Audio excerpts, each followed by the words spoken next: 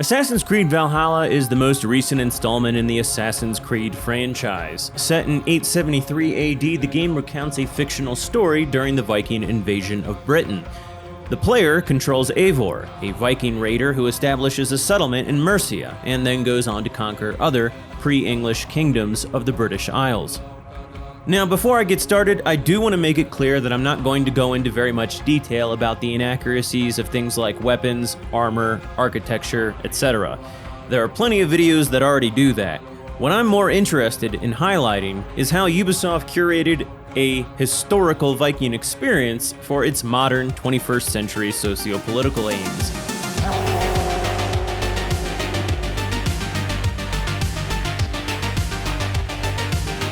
What immediately stands out is Valhalla's pandering to gender fluidity sensibilities. After the prologue, wherein your character's mother kills wave after wave of males from a rival clan, you're prompted with a scene in which the gender of the character is called into question.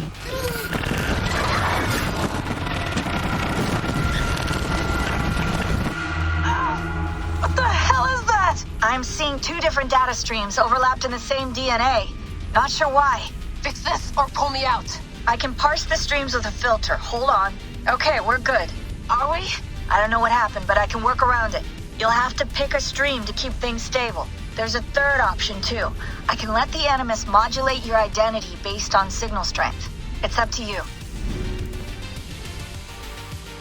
Now, for those who aren't aware, the Assassin's Creed series revolves around the use of a technology called the Animus, which allows users to navigate people's memories via their DNA.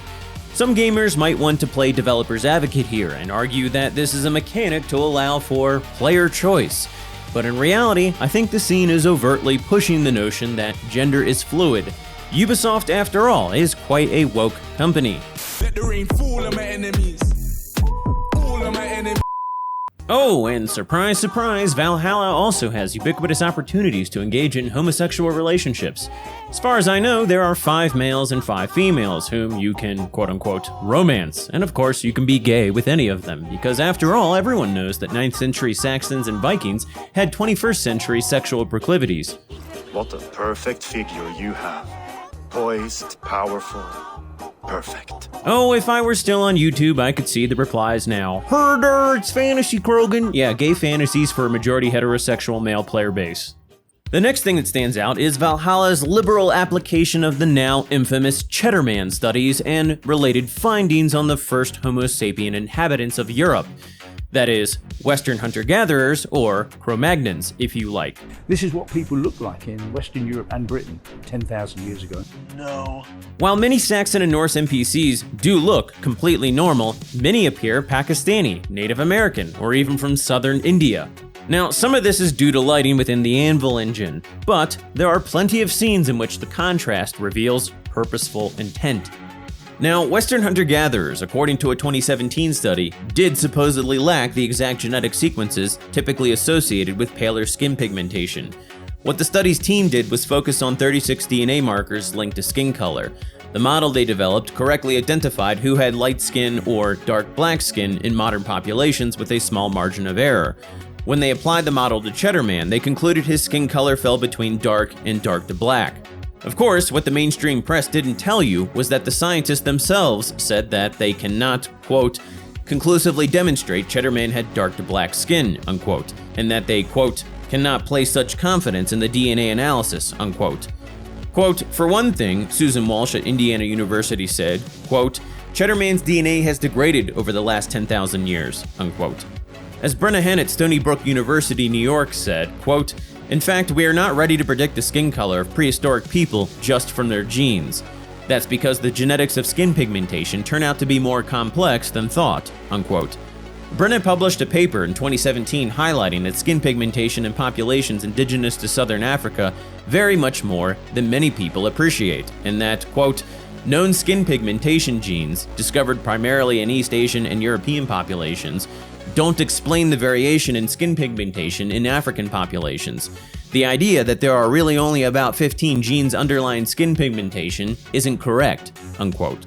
Consider that, for example, blonde hair, while strongly associated with Europeans and related populations, also occurs in South Pacific populations with dark skin, but it occurs via an entirely independent and unrelated genetic phenomenon. In other words, the same sets of phenotypic traits in one group may arise in another group by entirely different means. Also of note is that while it's possible that Western hunter-gatherers had a more swarthy complexion, it's doubtful that they would have been as black as modern equatorial peoples are today, since they would have suffered from vitamin D deficiencies in Northern Europe's often cloudy and gloomy climate. Unless, of course, like Tasmanian Aborigines, they ate a lot of shellfish and marine life, but this would have required them all to have lived by the sea, which they didn't. More importantly, actually, most importantly, even if Western hunter-gatherers were as dark-skinned as, say, Stormzy, by 873 AD, Western hunter-gatherers no longer existed in pure form. Even using the same timeline cited in the woke articles for the arrival of light skin in Europe, the modern European phenotype of light skin, fair hair, and eye color had already been widespread in Northwest Europe for thousands of years. There is simply no excuse for making any ethnic Dane or Saxon of the 9th century dark-skinned. These people would have been entirely indistinguishable from their modern counterparts. Of course, Ubisoft has done this sort of thing repeatedly with all their games. Far Cry Primal, for example, depicted Western hunter-gatherers living in Central Europe in 10,000 BC as literal Africans in some instances. But again, Western hunter-gatherers were not Africans. They had an entirely different bone structure and genetic profile, and the closest living relatives are, in fact, modern Northern Europeans. Beyond this distortion of phenotypes, Assassin's Creed Valhalla places women in positions of power that they likely would never have held at the time. For example, Randvi, your Jarl's wife, is in charge of strategy and logistics within your Viking settlement. Not only that, but the game actually encourages the player to sleep with her, even though she's still married to your best friend and adopted brother, that is, your Jarl. As was the case with Assassin's Creed Odyssey, women are deployed all over the battlefield, and often you'll find yourself listening to moribund cries of women as you stomp their skulls in.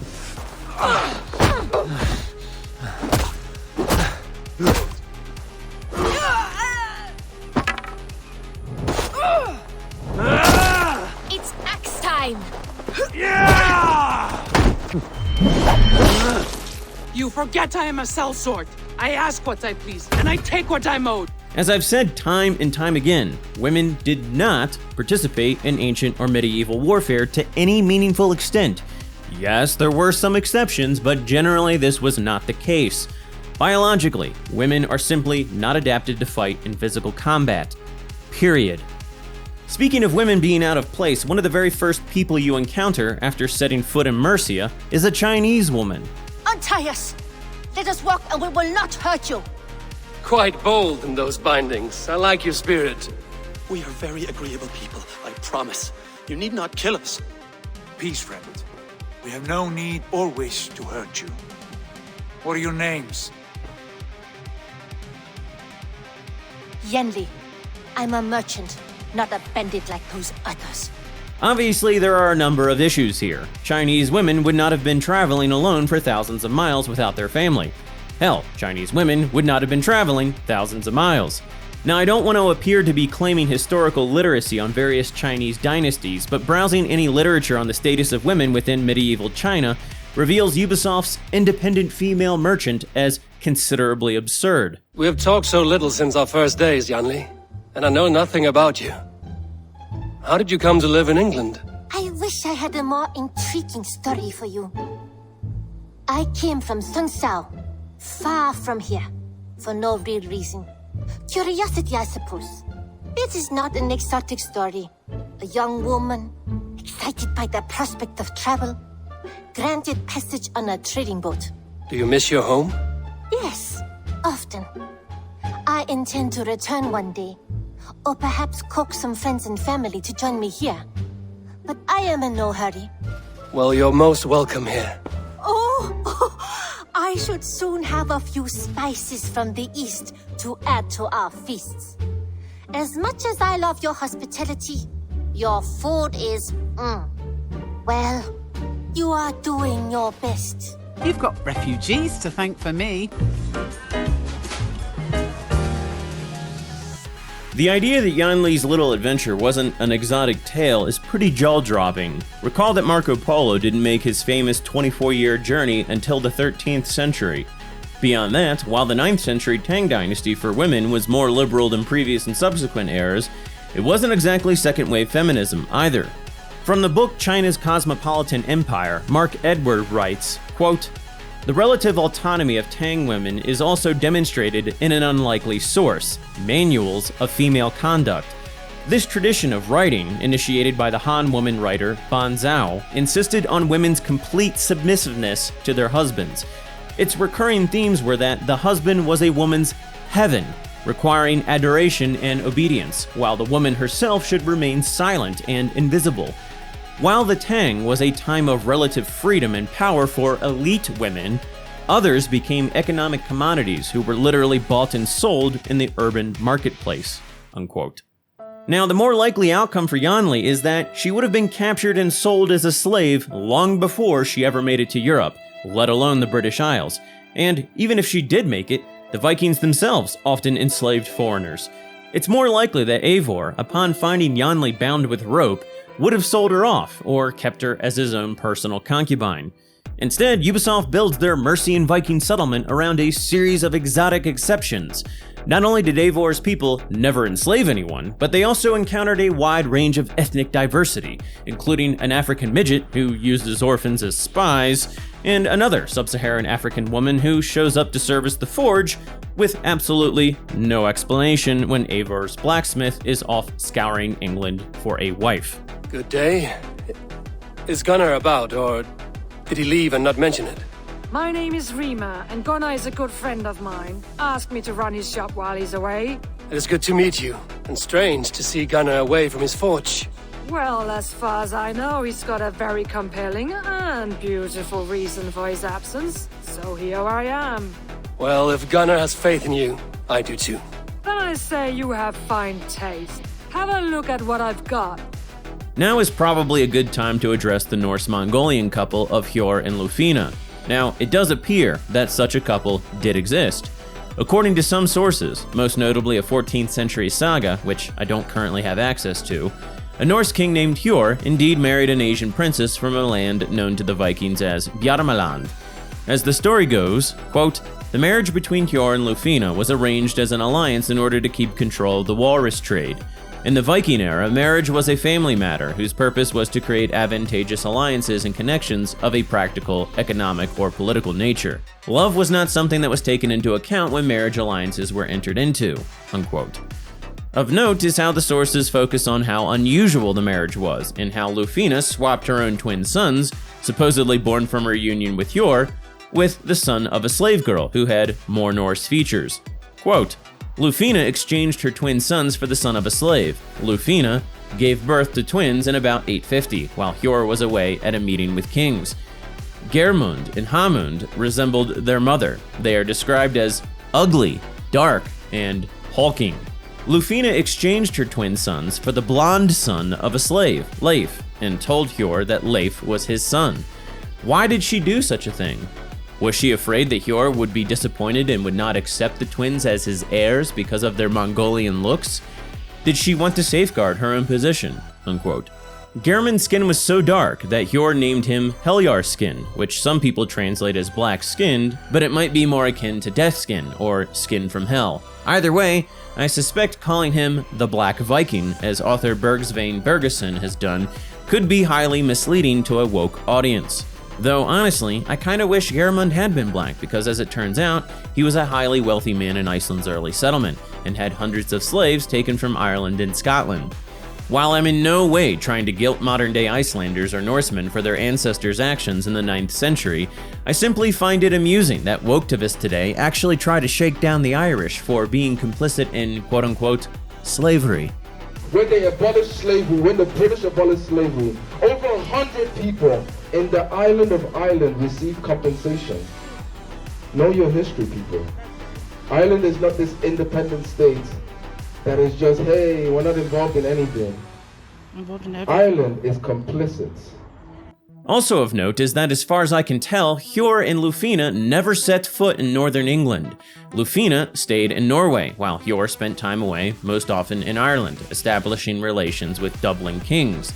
Yet curiously, Ubisoft portrays the couple as having settled in York, and as having fought against Alfred at Chippenham. Lufina is even depicted as a mighty and fierce warrior who doesn't need a guardian. And I see you have convinced your husband to stumble southwards. I couldn't let her carve all the glory for herself. Lufina was just boasting of her heroics in Sussex. She took the fort single-handed, while the rest of us sat back and sipped mead. You should have seen her. I have come to make sure my warrior wife's enthusiasm for battle does not get her slaughtered. Have you ever met a woman less in need of a guardian than me, Eivor? Now beyond all that, quite curiously, while Hjor and Lufina's marriage is shown as burning hot with intimate passion, Randvi and Sigurd's marriage gets annulled after it's announced that all along it had only resulted from strategic planning on the part of their respective clans. Randvi and I have ended our marriage. Moving on, Assassin's Creed Valhalla also makes a fair amount of subtle and not so subtle mockeries of Christianity. Your Christ was an interesting man, if a little soft. But stranger still, I've met so few Christians like him. What I mean to say is, faith is paramount. Yes, for without it, Christ's sacrifice means nothing. He died to save us, did he not? From the original sin of Adam and Eve. Yet evil persists. Yes, evil persists because he gave us free will. Does a newborn babe, slain by a despot, have free will? Yes.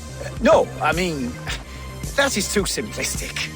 Now, of course, yes, there were anti-pagan and anti-Christian sentiments respectively from the Vikings and Saxons, but Ubisoft views them through a truly breathtaking 21st century anti-nativist lens.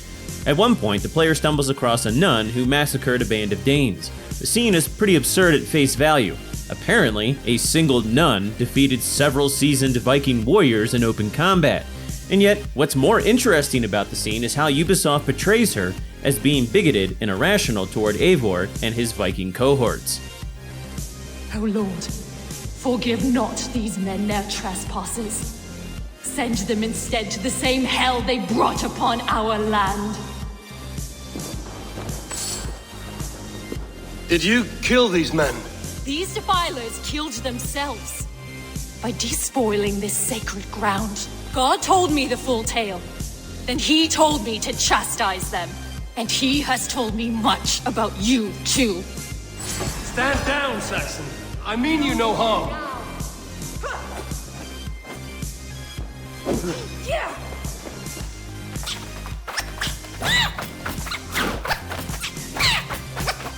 Tell me again. What did your god say about me? My God names you the Crow-Eyed Devil. And he sends out his angels to find you and to kill you. And then they will fling you into the pits of hell, demon.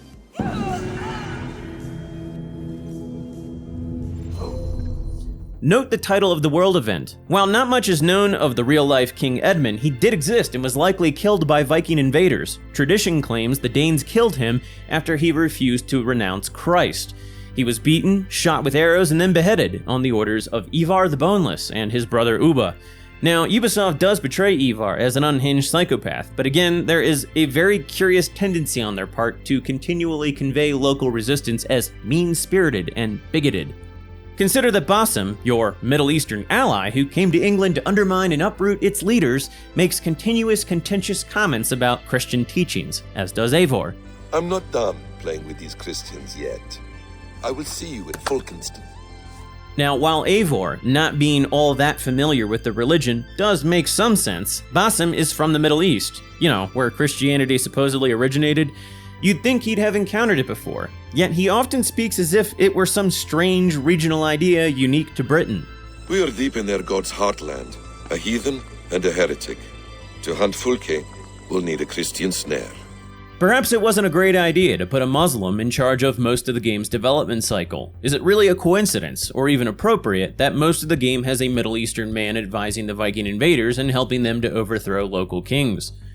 Of course, it's also quite amusing that while Valhalla encourages the player to commit adultery with a Jarl's wife, an act that would have been punishable by death in the 9th century, Ubisoft actually ended up firing Ashraf Ismail after it was found out that he was lying to women about his marital status in order to pursue relationships with them. As an aside, I do feel compelled to say that, while European pagans may want to go on hating Christians, what they shouldn't do is take any satisfaction in Ubisoft's celebration of raiding and sacking Christian monasteries. Consider that Ubisoft probably isn't very fond of you either. By the end of the game, Eivor turns his back on Odin and his pagan ways. It's one of the final and most important scenes. Leave me now. You are nothing. With me, have wisdom, glory, power. What more do you need?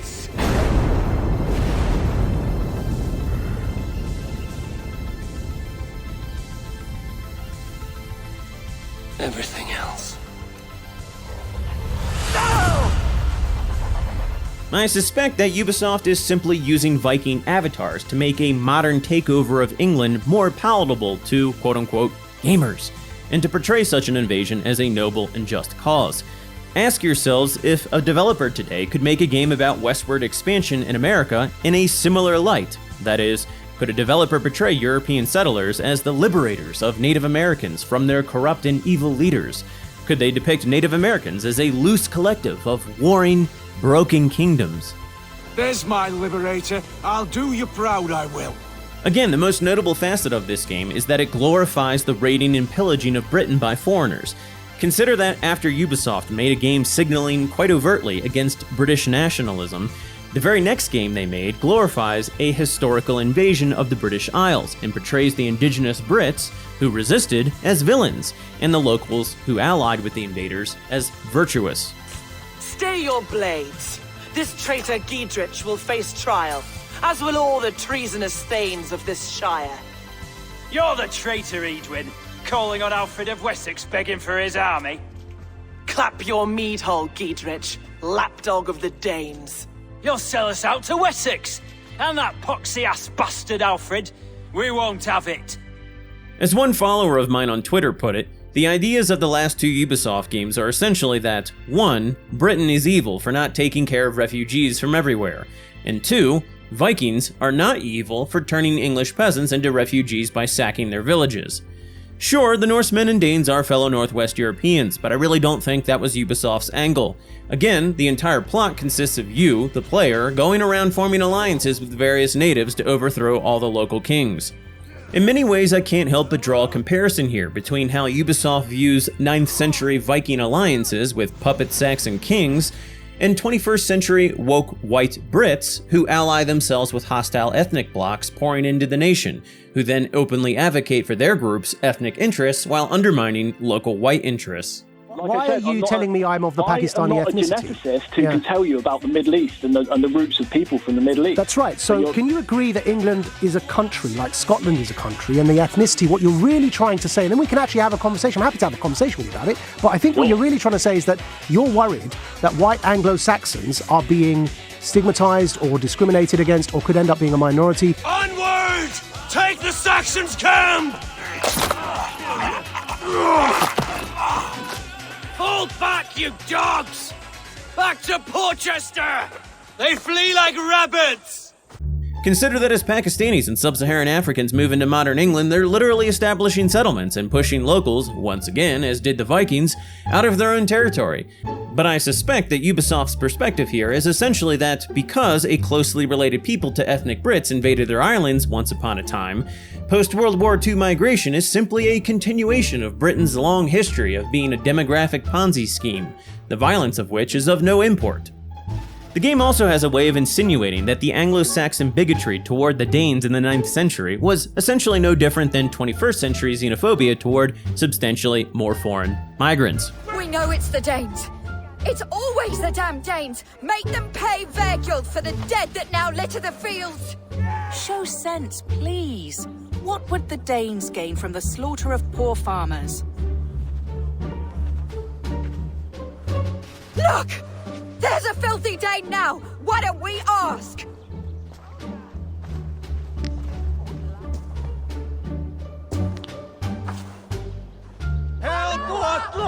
You slaughtered my best milk cow, you beast! I did not touch your herd.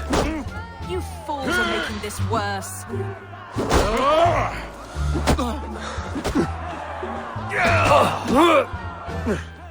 The angle Ubisoft was going for here, I assert, is that these Saxons were just irrationally blaming the peaceful Danish migrants for slaughtering their milk cows, just like xenophobes today in Britain are blaming migrants for grooming gangs and stabbings. Consider that in this questline, it turns out that the culprit was in fact a mentally retarded Saxon giant whose mother had knowingly and falsely accused the Danes of her own son's crimes. You, the woman from the farm, you lied about the Danes. To protect my boy. The game also furthers the immigrants built Britain trope. Wigmund! Honor thief! I know you're up there. Return Grantbridge to me, Wigmund. No more of our people need die. We may talk this out, lord to lord. What are we to talk about? You have nothing I need. Worth by birth, heathen. I was born a noble. You were plucked from a giant's armpit. I built this town. From a mud hut to a thriving port. And we both know you'll bleed those riches dry without my guiding hand. Leave. Go die in the muck where you belong, heathens. Wigmund, let's try one final time. Quit Grantbridge. And when she is mine once more, I may spare your life. Ha! I command Grantbridge. I am master here. And I will scour you rats from this land like rot from a festering wound. Let me give you some advice, old bear. The surest way to stop a wound from festering isn't with a blade. It's with fire. The idea here is that foreigners took a town that was nothing and built it up into a commercial powerhouse. Then Wigmund came in and stole it after it became successful. Again, Ubisoft is pushing the idea that England was built up by immigrants and that Saxon men are evil. Now, there was a historical figure named Wigmund of Mercia, but he was probably king sometime around 850, not 873. And as far as I know, the character Soma is just pure invention. I can't find the lines at the moment, but there's also a segment in the game wherein various NPCs expound upon the marvelous works the Romans built, and how the Saxons, in comparison, couldn't envision anything beyond mud huts. Did you and your men fail to take the village? No, we had it for a time. It was nothing but a cluster of wattle and daub huts when we came. We made it lively. Grantbridge was a thriving hub of trade and song under the care of Soma Ayalskona. But the Saxons took it back. They appeared within the city as if rising from the shadows and drove us out. The game really wants to push the idea that England has only ever achieved anything significant because of outsiders. Of course, when it comes to the sins and wrongs of the British Empire, then magically everyone seems to know who is and isn't an ethnic Brit. Here's another example of Ubisoft's strange bias. Upon building a bakery at your settlement, a man named Tarbin thanks you and asks that you accompany him to buy some supplies. A short time afterwards, a Norse woman within your camp complains to you that some Saxon men robbed her on the road. The irony here should be obvious. In order to progress through the game, Eivor must raid various towns and churches to gather supplies. Raiding is the surest way to find treasures and supplies for building up our settlement. And yet, despite this, the player is supposed to feel pity for a member of Eivor's camp who got robbed on the road by some locals. In any event, the woman says the Saxons told her that they expected a certain Guthbin to be home soon, suggesting that Guthbin was a member of Eivor's camp. Well, it turns out that Tarbin and Guthbin are one and the same. The friendly baker is actually a reformed Viking mercenary. Ubisoft then tasks the player with pursuing the evil Saxon men who simply won't leave Tarbin alone to pursue his new life of baking bread for a forward operating base of an invasionary force into Britain. And of course, Wilf, the Saxon man who is holding Tarbin's past over his head, is a short, slippery caricature of a 2-bit opportunistic bandit. Guthbin, my boy, as I live and breathe, you got my message, and you brought a friend. Who might you be, Dane? His new leash? I am Eivor, and the woman you robbed was one of my clan. That will not stand. I know. I'm busted up about it. But tell Tekla, was it? Tell her that her ale is some of the finest we've tasted. The depictions Ubisoft made of men like Ceolwulf, Burgred, Rhodri, and others are often entirely fictional inventions. While these men did exist, no one really knows much about them beyond vague historical entries and coinage, and the liberties Ubisoft takes are quite telling. For example, Ubisoft portrays Ceolwulf as a kind of social equal or peer to the Danes, fighting to depose King Burgred for some assumed wickedness on his part that the game never really explains. They just claim Burgred is part of some ancient evil mystical order. The game eventually has you track him down to some catacombs where he's cowering away. His wife sells him out to the Danes, and he's dragged before Ceolwulf and portrayed as a sinister, sniveling coward. My demands are simple. Firstly, you must... You fool. Look around you. You have no leverage here.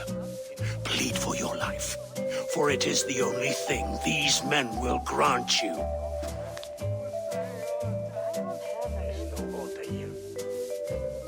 Yes, yes. Forgive me, I... Do not harm me. I beg of you. Please. I'll go anywhere. Here. I resign it. Here. Take this lord and his wife to Rome. He is hereby exiled, never to return. Well, here's what the Anglo-Saxon Chronicle actually says about Burgred's dethronement. Quote, "This year the army went from Lindsey to Repton, and there took up their winter quarters, and drove King Burgred over sea about 22 years after he had obtained the kingdom, and subdued the whole country. And Burgred went to Rome, and there remained, and his body lies in St. Mary's Church at the English School. And that same year they committed the kingdom of the Mercians to the keeping of Ceolwulf, an unwise king's thane, and he swore oaths to them and delivered hostages that it should be ready for them on whatever day they would have it, and that he would be ready both in his own person and with all who would follow him for the behoof of the army." Unquote. So Burgred was dethroned, but there's no evidence that he was dragged before Ceolwulf and humiliated. Moreover, Ceolwulf was in reality a puppet of the Danes, installed to do as they pleased. He wasn't considered their equal. Now, unlike in Ubisoft's rendition of events, King Rhodri was not given a Blood Eagle by Ivar the Boneless. Even if the Blood Eagle was a literal historical fact, and not a literary device, as some have suggested, there are only a couple individuals whom sources say suffered it, and King Rhodri was not one of them. Now, according to the Norse sagas, Ivar gave King Aela of Northumbria a Blood Eagle in revenge for the latter having captured and thrown Ivar's father, Ragnar Lothbrok, into a pit of vipers. This was sometime around 866, after Ragnar had invaded Aela's kingdom. Such a death for Ragnar would have been highly dishonorable in contemporary Norse paganism, thus Ivar was seen by his fellow Vikings as entirely justified in his grotesque killing of King Aela. The thing is, Saxon sources claim Aela simply died in battle at York in March of 867, and moreover, they make no reference to Ivar or his brother Ubba at the battle, though they do later mention both as being responsible for killing King Edmund. Now, returning to King Rhodri, according to the Chronicle of Princes, he died in battle fighting Saxons for Mercia, probably led by Ceolwulf. There is no mention of Ivar or the Vikings. Rhodri's eldest son succeeded him afterwards, and the kingdom didn't fall to anyone until a Saxon invasion in 1063. Yet strangely, Ubisoft saw fit to depict a total Viking victory with Ivar killing Rhodri. Afterwards, Ubisoft has you kill Ivar once you find out that he killed Ceolwulf's son and blamed it on Rhodri, in an attempt to goad you and your allies into attacking Rhodri's forces. Now, I suspect that Ubisoft had the player kill Ivar as a kind of scapegoat, because Ivar was causing too much trouble in their timeline by impeding further alliances between locals and the invaders. Consider the scene wherein Rhodri's wife tries to negotiate peace with Eivor. Lady Angharad, greetings. We come to speak of peace. We are gladdened to hear it. But where is your great king? He stays at the castle at my behest. I feared his presence would inflame the cutthroat Ivar. We have confined our cutthroat to his tent. Both of us fretting over our war-hungry companions. It seems we are of the same mind. A surplus of caution never did any harm. I count this as a blessing. Perhaps then at long last we can end this war. Our peoples have suffered enough.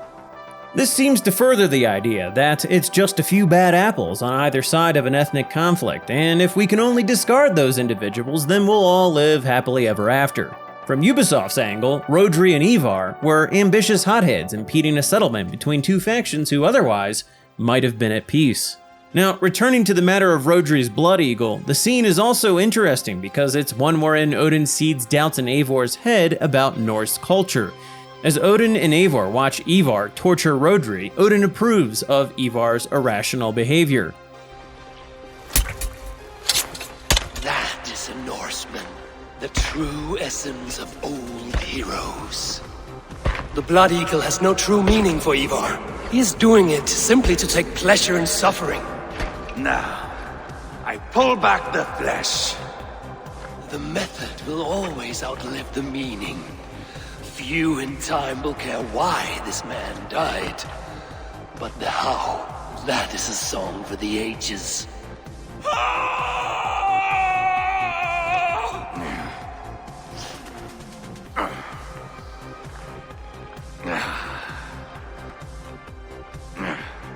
The fog between good and evil grows thick over time, but glory never fades.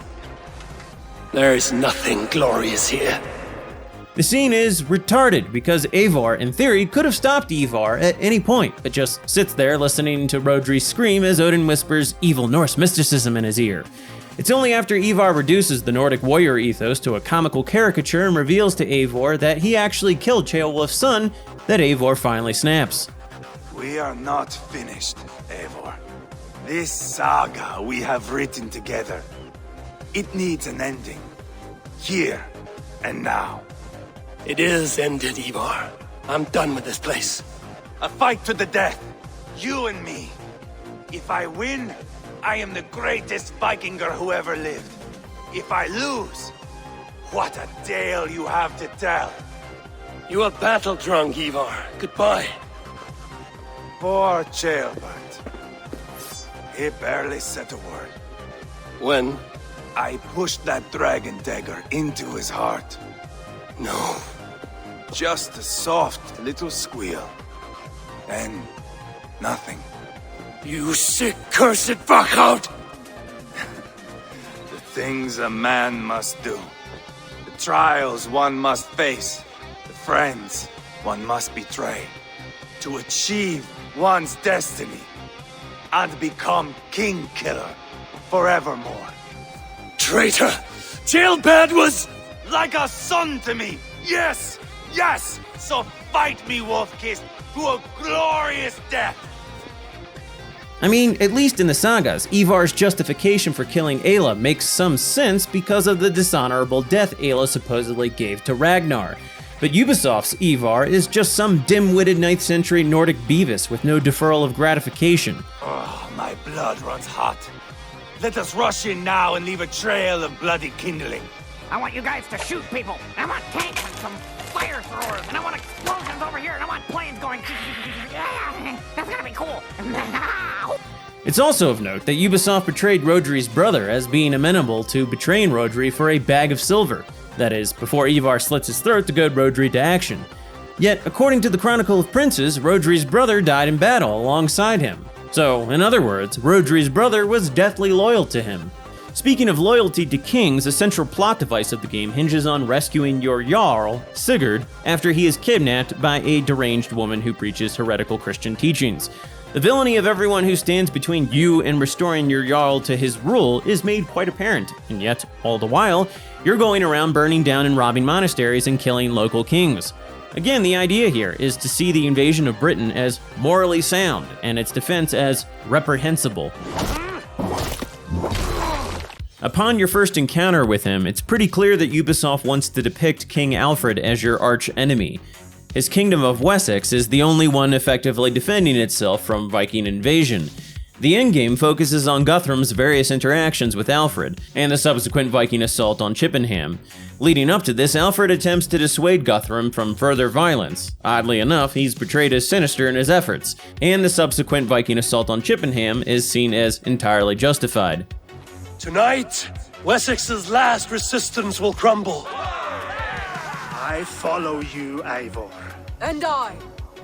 According to various sources in 876, Guthrum attacked and occupied Wareham in Dorset. Alfred blockaded them, but was unable to take Wareham by force. He then negotiated a peace with Guthrum that involved an exchange of hostages and oaths, which the Danes swore on a holy ring associated with the worship of Thor. In Ubisoft's depiction, however, Alfred makes some snide remark about having killed Ubba Ragnarsson, which deeply angers Guthrum and Eivor, who then feel justified in breaking the oaths they just swore to him, and proceed to scream something about burning the entire town down. Their commander, what did his men cry as he fell? Ula? Ubba? Yes, that was it. Remember, you have taken my silver. In return, I expect your honor. I will await news of your retreat in Chippenham. Ubba dead? It cannot be! Gods, I will tear that Saxon's skin from his bones if this is true! Alfred hisses with a snake tongue, but he gains nothing from this lie. When news of this spreads through the camp, no Saxon will survive the day. You swore upon the cross. Oh, I have no intention of cowing to that milk sack. Now more than ever, I will take his throne and his head. In Winchester, Alfred used me as a tool and cast me aside. So let the betrayer be betrayed. We'll burn this village to the ground. After that, we take care of Alfred. In Ubisoft's rendition of events, Alfred is holding Danish hostages at a nearby location, which Eivor and Guthrum rescue. However, what Ubisoft doesn't tell you is that in real life, after having broken their oaths to Alfred, Guthrum killed all the Saxon hostages Alfred had given him in the hope of securing peace, and then slipped away under the cover of night to Devon. Alfred pursued Guthrum and the Danes to Devon, where they were forced to surrender after their reinforcements had been lost at sea. Alfred, once again, allowed them to give hostages. The Danes withdrew to Mercia, and then, 2 years later, in January 878, they attacked Chippenham, the royal stronghold Ubisoft references in their game. According to the Anglo-Saxon Chronicle, the Danes killed most of the people there, except for Alfred, who was able to flee with a small band. As legend goes, Alfred, upon fleeing into the countryside, was given shelter by a peasant woman who, unaware of his identity, left him to watch some wheaten cakes she had left cooking on the fire. Preoccupied with the problems of his kingdom, Alfred accidentally let the cakes burn and was scolded by the woman upon her return. Ubisoft depicts much of this, but with a significant twist. Alfred was actually part of the secret evil organization Eivor and his Middle Eastern allies were fighting to uproot from England. But Alfred had decided he wanted no part of the fictional order and had been secretly sending you information on the whereabouts of its various leaders so that you could kill them all. Something about the order defiling the grandeur of God and wanting his own version of a universal divine order. Christians may feel inclined here to view Alfred as a good guy from this perspective, but in Ubisoft's scenario, Alfred sold out all his fellow kings of the British Isles to a faction of foreigners whom he used as pawns through subterfuge to kill off his rivals.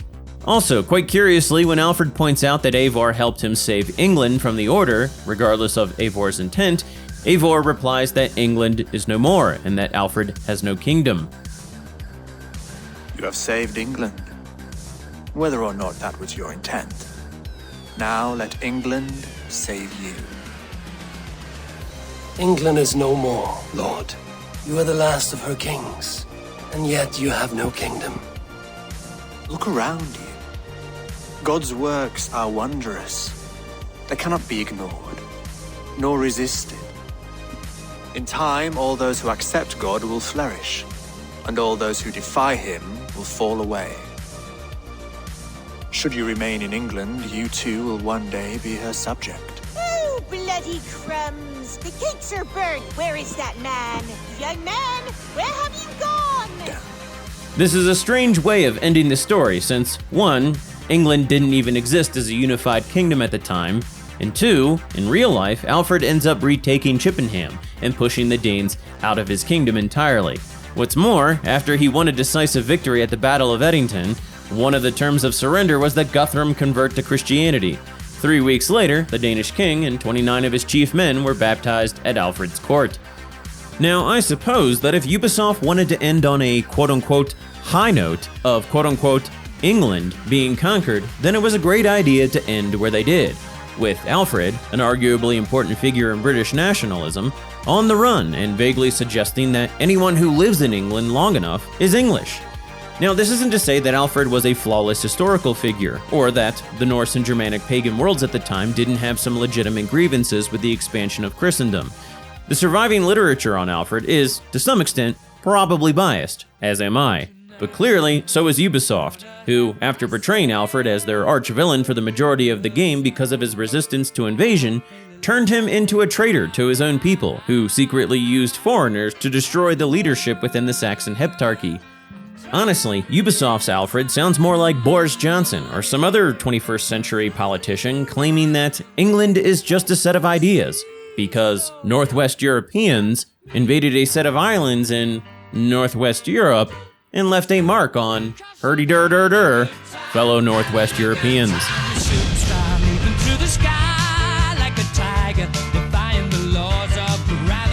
I like curry. But now that we've got the recipe... What do you think about the British Empire, Piers? Huh? The British Empire. Well, what do you mean, what's the British What do you think about It doesn't exist anymore. Do you...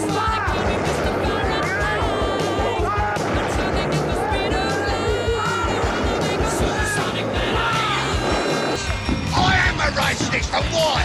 Who's made me a racist?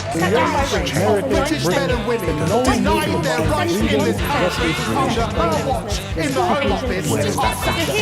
Just like that, Leicester City pounds, and Leicester City will take... Send to all world a message. England lives and marches on.